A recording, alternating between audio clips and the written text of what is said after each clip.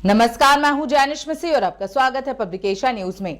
अब वक्त है उत्तर प्रदेश की बड़ी खबरों से आपको रूबरू कराने का। पहली खबर की ओर बढ़ते आपको बता दें, लोकसभा चुनाव के बीच सोशल मीडिया पर एक वीडियो वायरल हो रहा है जिसमें भाजपा का जिला पंचायत सदस्य अपने नाबालिग बेटे से वोटिंग कराते हुए दिख रहा है, जिसके बाद इस मामले ने तूल पकड़ लिया है। लोक गायिका नेहा सिंह राठौर ने इसे लेकर चुनाव आयोग को घेरने की कोशिश की है। उन्होंने कहा कि क्या चुनाव को मजाक बनाकर रखा है। लोक गायिका नेहा सिंह राठौर ने इस वीडियो को शेयर करते हुए चुनाव आयोग से पूछा कि अब बच्चों को भी वोट डालने की ट्रेनिंग दी जा रही है, लेकिन अगर हम इस पर बोलेंगे तो सवाल उठाएंगे।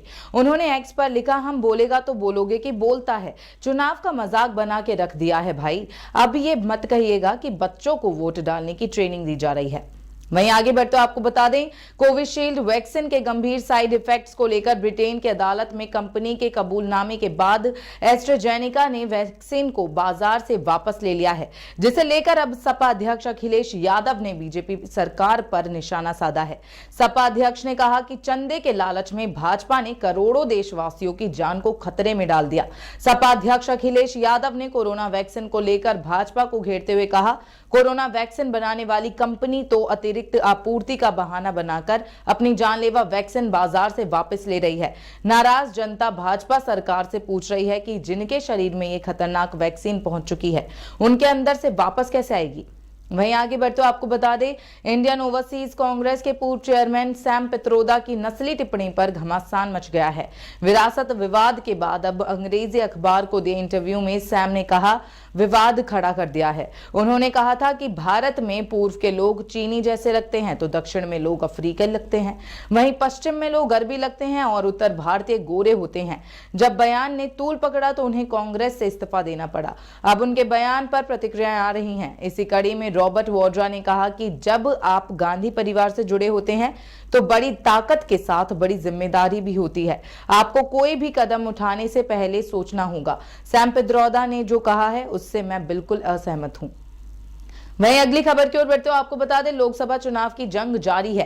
3 चरण का मतदान पूरा हो चुका है और 4 अभी बाकी हैं। मगर सियासी रण के बीच में ही बसपा मुखिया मायावती के सिपाही ने घुटने टेक दिए हैं। फिरोजाबाद सीट से प्रत्याशी चौधरी बशीर ने वोटिंग के बाद अपनी हार स्वीकार कर ली है। उन्होंने बकायदा वीडियो जारी करते हुए मुसलमानों को सैफई परिवार का गुलाम करार दिया है। फिरोजाबाद से बसपा प्रत्याशी बशीर ने परिणाम घोषित होने से पहले ही हार मान ली है।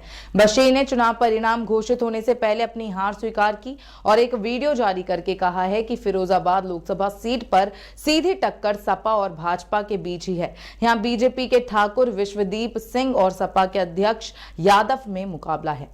वहीं अगली खबर की ओर बढ़ते आपको बता दें, भारत में पिछले 65 साल में हिंदुओं की आबादी 6% कम हुई है। आबादी को लेकर पीएम की आर्थिक सलाहकार परिषद की रिपोर्ट से खुलासा हुआ है। इसको लेकर सियासत तेज हो गई है। वहीं राम जन्मभूमि मंदिर के मुख्य आचार्य सत्येंद्र दास ने कहा कि हिंदुओं में जब कहा गया कि हम दो हमारे दो, तो हिंदुओं ने अपनी जनसंख्या कम कर ली, मगर मुसलमानों की जनसंख्या कम नहीं हुई। उन्होंने कहा कि कुछ लोगों ने भारत को इस्लामिक राज्य घोषित करने पर भी विचार भी किया है, मगर देश में मुसलमानों की आबादी बढ़ती रहेगी और हिंदू की कम होती रहेगी तो ये खतरनाक है।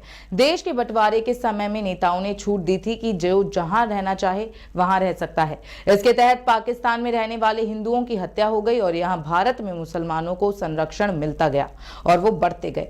ऐसे ही तमाम खबरों के लिए देखते रहें पब्लिक एशिया न्यूज। धन्यवाद।